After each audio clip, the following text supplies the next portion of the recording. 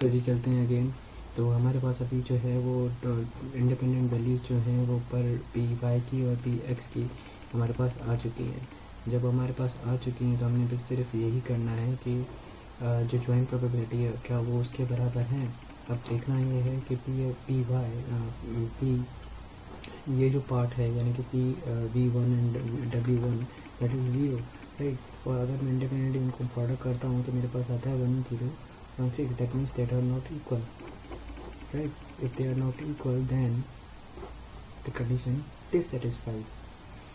So if this isn't, that means they are dependent on each other, right? Okay, so this is another example.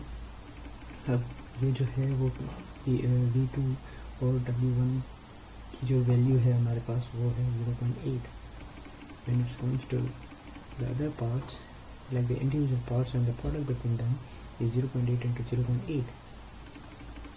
So this one 0.8 is equals to into 0.8, but that is not equals to 1 that 0.8, right?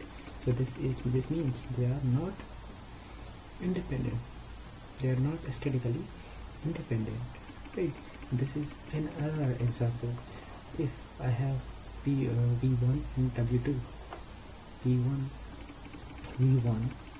is 0.2 and W2, so that is 0.2, right? And it's individual consists so V1 and W2 0.2 into 0.2, that is 0.04, right? This is not so this is also not equal to that.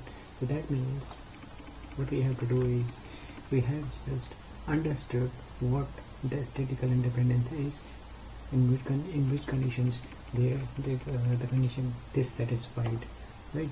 But again, this is another example, you can go through all that. So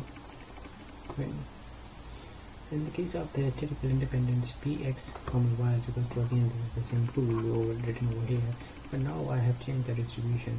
Now the x and y are statically dependent.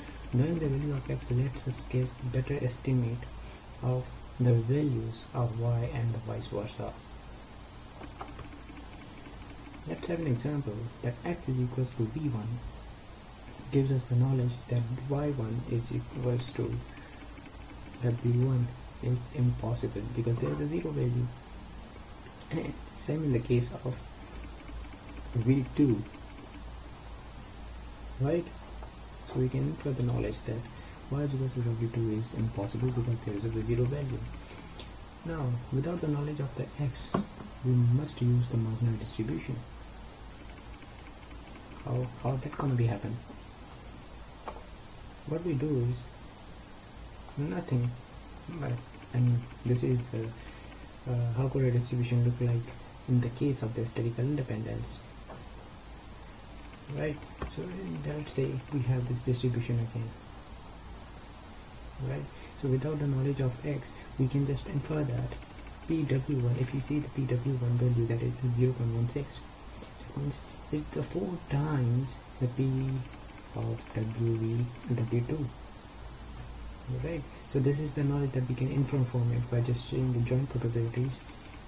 So we can just find out. We are reading, we are studying the pattern recognition course. So what we are doing right now is just seeing the data and observing the pattern. If this is 4 times pattern, so we knew that whatever the value will be the 4 times of it. So this is the basic idea of it. Now, so again, this is another example. So let do x is equals to v1, which implies that this and p1 and w2 this. So this is 4 times, right? If x is v1 and the w1 is 4 times as likely as w2. We do not know more about the probability of w1 and w2 than before, and this is the same idea for the v2. This is also 4 times. Knowledge about x does not give us additional knowledge about the y, so that means they are the independent and vice versa, right? So right now we are done with the marginal distribution, joint distribution. Then probabilities, we have the idea about now the discrete random variables and their mean and their variance. And we have done lots